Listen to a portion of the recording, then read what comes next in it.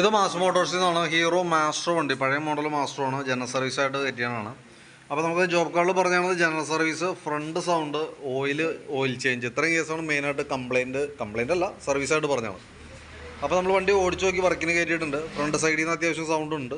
നമ്മൾ ബാക്ക് വീലിൻ്റെ ഭാഗം തുടങ്ങി നമ്മൾ ചെക്ക് ചെയ്തിരുന്നുണ്ട്. ബാക്ക് ബ്രേക്കിൻ്റെ ലൈനറൊക്കെ നമ്മൾ ക്ലീൻ ചെയ്യാൻ വേണ്ടിയിട്ട് അയച്ചതാണ്. കമ്പനി ലൈനറൊന്നും അല്ല, പക്ഷേ പുതിയ ലൈനറാണ് നമുക്ക് കിടക്കണേ. അപ്പോൾ നമുക്ക് തൽക്കാലം ബ്രേക്ക് ക്യാമ്പൊക്കെ ഒന്ന് അഴിച്ച് ഗ്രീസ് ചെയ്ത് റീസെറ്റ് ചെയ്യാം.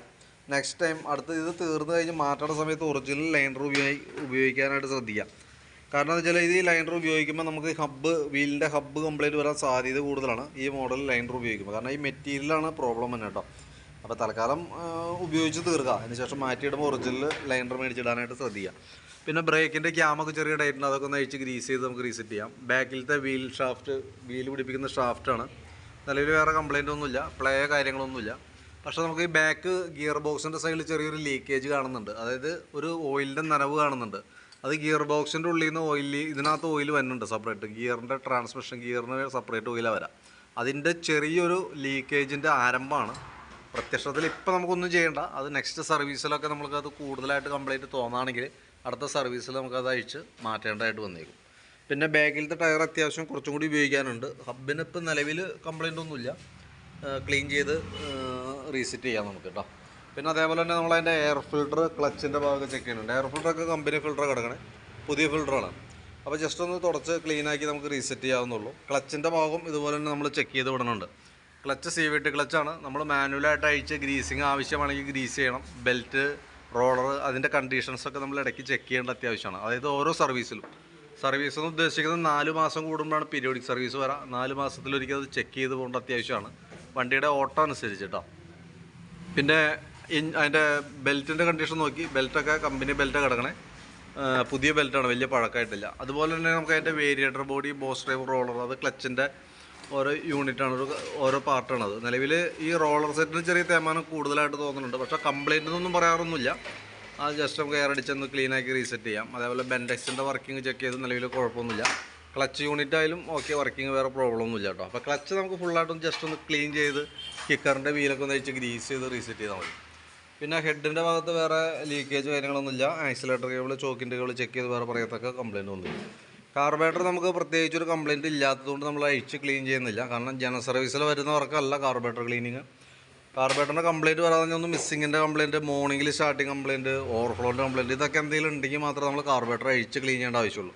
പ്രത്യക്ഷത്തിൽ എയർ ഫിൽറ്ററും പ്ലഗും ഒന്നും വലിയ പഴക്കമില്ല. അതുകൊണ്ട് തന്നെ കാർബറേറ്റർ തൽക്കാലം ഇപ്പോൾ നമുക്ക് അഴിക്കേണ്ട ആവശ്യമില്ല. കാരണം അഴിച്ച് കഴിഞ്ഞാൽ ഏകദേശം നമുക്ക് ഒരു 500-510 നമുക്ക് ചിലവ് തന്നെ കേസാണ്. അത് നമുക്ക് ജനറൽ സർവീസിൽ വന്നാൽ അഡീഷണൽ വന്ന വർക്കാണ്. പ്രത്യേകിച്ച് ഒരു കംപ്ലൈൻറ്റ് ഇല്ലാത്തതുകൊണ്ടാണ് നമ്മൾ തൽക്കാലം അത് ആ ഭാഗം നമ്മൾ ഒഴിവാക്കി വിടുന്നത് കേട്ടോ. പിന്നെ ഫ്രണ്ട് സൗണ്ടിൻ്റെ കംപ്ലൈൻറ്റ് പറഞ്ഞിട്ടുണ്ട്. അതിനുവേണ്ടി നമ്മൾ ഫ്രണ്ട് ഭാഗം ചെക്ക് ചെയ്യുമ്പോൾ നമുക്ക് ഫ്രണ്ടിനകത്ത് വരുന്ന ഈ ലിങ്കിൻ്റെ ബുഷൊക്കെ ഫുള്ള് പോയി കിടക്കാം. നല്ല രീതിയിൽ ഷെയ്ക്ക് ഉണ്ട്, അതിൻ്റെ ബുഷ് പോയിട്ടുണ്ട്. അതിൻ്റെ ഉള്ളിൽ വരുന്നത് പിച്ചുള്ള ബുഷാണ്. അത് നമുക്ക് സെറ്റപ്പാടി മാറ്റേണ്ടതായിട്ട് വരും. അതുപോലെ തന്നെ ഈ ഒരു കുഷ്യൻ അസംബ്ലിയുടെ ബുഷും നല്ല രീതിയിൽ ഓവലായി പോയിട്ടുണ്ട്. അപ്പോൾ അതും നമുക്ക് മാറ്റിയിടേണ്ടതായിട്ടുണ്ട്. പിന്നെ ബ്രേക്ക് ലൈനർ നമ്മൾ ചെക്ക് ചെയ്തു, കമ്പനി ലൈനർ കിടക്കണേ, അതൊന്ന് ക്ലീൻ ചെയ്ത് റീസെറ്റ് ചെയ്ത് ബ്രേക്ക് ക്യാമൊക്കെ ഒന്ന് അഴിച്ച് ഗ്രീസ് ചെയ്ത് റീസെറ്റ് ചെയ്യാം. പിന്നെയുള്ളത് ഫ്രണ്ട് വീലിൻ്റെ ബെയറിംഗ് കംപ്ലയിൻ്റ് ഉണ്ട്. ബെയറിങ്ങിന് പ്ലേ കാണിച്ചു തുടങ്ങിയിട്ടുണ്ട്. അത് ബുഷ് പോയി കിടന്ന് ഓടിയിട്ട് വന്നതാണ് കംപ്ലയിൻ്റ് ആണ്. അപ്പോൾ നമുക്ക് ഫ്രണ്ട് വീലിൻ്റെ ബെയറിംഗ് സെറ്റ് മാറ്റാം, ഈ ഷോക്കിൻ്റെ ബുഷ് മാറ്റാം, ലിങ്കിൻ്റെ ബുഷ് മാറ്റാം. അതപ്പോൾ ആ ഫ്രണ്ടിലത്തെ കേസ് റെഡി ആയിക്കോളും. പിന്നെ നമുക്ക് അതിൻ്റെ ബാക്കിലത്തെ ടയർ മാറ്റിയിടുന്ന സമയത്തേ ഇനി മാറ്റുമ്പോൾ നമുക്ക് ഈ വീല് ഡിസ്കേപ്പാടി ബാക്കിലേക്ക് ഇട്ടിട്ട് പുതിയ ടയർ ഇടുമ്പോൾ ഫ്രണ്ടിലിടാനായിട്ട് ശ്രദ്ധിക്കാം. അതുപോലെ തന്നെ നമുക്ക് ഈ മോഡൽ ടയർ തന്നെ യൂസ് ചെയ്യണമായിരിക്കും കുറേ കൂടി നല്ലത് കേട്ടോ. കാരണം ഇത് ഞാൻ റൊട്ടേഷൻ ചെയ്യാൻ പറഞ്ഞതിൻ്റെ കാരണം ഇതിൻ്റെ വലതുവശം ഒരു അല്പം തേമാനം കൂടുതലായിട്ട് വരുന്നുണ്ട്. അപ്പോൾ നമുക്ക് ബാക്കിൽ കിടന്ന് ഓടുമ്പോൾ അപ്പോൾ ബുഷൊക്കെ പോയി കിടന്ന് ഓടിയിറന്നതാണ് ഈ ടയർ. അപ്പോൾ അതുകൊണ്ട് ചെറിയൊരു അലൈൻമെൻറ്റ് വേരിയേഷൻ കാണിക്കുക എങ്ങനെ നോക്കിയാലും. അപ്പോൾ നമ്മൾ ബാക്കിലത്തെ ടയർ മാറ്റി ഇത് ബാക്കിലേക്ക് ഇടുമ്പോൾ അത് ബാക്കിൽ കിടന്ന് ലോഡായി കിടന്ന് ഓടി തീർന്നു പോകുള്ളൂ. അപ്പോൾ പുതിയ ടയർ ഫ്രണ്ടിലേക്ക് ഇടാം. എപ്പോഴും അങ്ങനെ ചെയ്യണമായിരിക്കും കുറച്ചുകൂടി നല്ലത് കേട്ടോ. കാരണം നമുക്ക് ഫ്രണ്ട് വരുന്നത് 10 ഇഞ്ച് വീലാണ്. ഫ്രണ്ടും ബാക്കും നമുക്ക് ഒരേ അളവിൽ വന്നാൽ 10 ഇഞ്ചാണ് വരാം. അപ്പോൾ നമുക്ക് റൊട്ടേഷൻ ചെയ്യാനായിട്ട് സാധിക്കും. അപ്പോൾ അങ്ങനെ കൈയോടെ മാറ്റിയിടുന്നതാണ് കുറേ കൂടി നല്ലത്. പിന്നെ അതിൻ്റെ ബാറ്ററി നമ്മൾ ചെക്ക് ചെയ്ത് വിടുന്നുണ്ട്. 2024 മോഡൽ ആംറോണിൻ്റെ ബാറ്ററിയാണ് വണ്ടിയും ഇരിക്കണ ബാറ്ററി. വോൾട്ടൊക്കെ നോക്കുമ്പോൾ 13.4 വരെ കാണിക്കുന്നുണ്ട്. 13.17 റേഞ്ചിലൊക്കെ വോൾട്ട് വരുന്നുണ്ട്. പിന്നെ അതിൻ്റെ ഈ സൈഡിലത്തെ മിററൊക്കെ നല്ല രീതിയിൽ ലൂസായി കിടക്കുന്നുണ്ട്. അത് നമുക്ക് മാറ്റിയിടുമ്പോൾ അത് കൺവേർട്ട് ചെയ്ത് ഹോണ്ട ഡിയോൻ്റെ മോഡലിൽ അങ്ങനെ എന്തെങ്കിലും ആക്കണമാണ് കുറച്ചുകൂടി നല്ലത് കേട്ടോ. തൽക്കാലം അതിപ്പോൾ അങ്ങനെ കേട്ടെ. റൈറ്റ് സൈഡിൽ വലിയ പ്രശ്നമില്ല, അപ്പോൾ അതുകൊണ്ട് തന്നെ അങ്ങനെ ഓടത്തെ പേരെ മതി. പിന്നെ അതേപോലെ സെക്കൻഡറി ഫിൽട്ടർ യൂണിറ്റ് ശരിക്കും പറഞ്ഞാൽ പൊടിഞ്ഞ ഒരു അവസ്ഥയിലേക്ക് വേണ്ട, അത് മാറ്റിയിടാം, എഞ്ചിൻ ഓയിൽ മാറ്റാം. ഇത്രയും കേസുകൾ മെയിനായിട്ട് നമുക്ക് ചെയ്യേണ്ടി വരുന്നവർക്ക്.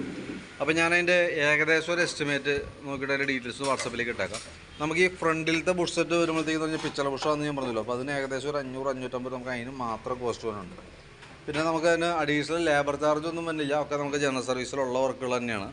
ആ ലേബർ ചാർജ് അതേ വരുള്ളൂ, ആ മാറ്റുന്ന പാർട്സുകളുടെ എമൗണ്ടാണ് അഡീഷണൽ ആയിട്ട് വരാം. പിന്നെ വാട്ടർ സർവീസ് ഒന്നും പറഞ്ഞിട്ടില്ല. അപ്പോൾ ഞാൻ അതിൻ്റെ ഒരു ഏകദേശം ഒരു എസ്റ്റിമേറ്റ് നോക്കിയിട്ട് ഡീറ്റെയിൽസ് വാട്സാപ്പിലേക്ക് ഒന്ന് ഷെയർ ചെയ്തിട്ടേക്കാം. വീഡിയോ കണ്ടുമ്പോൾ നോക്കിയിട്ടൊന്ന് റിപ്ലൈ ഇട്ടേക്കാം കേട്ടോ.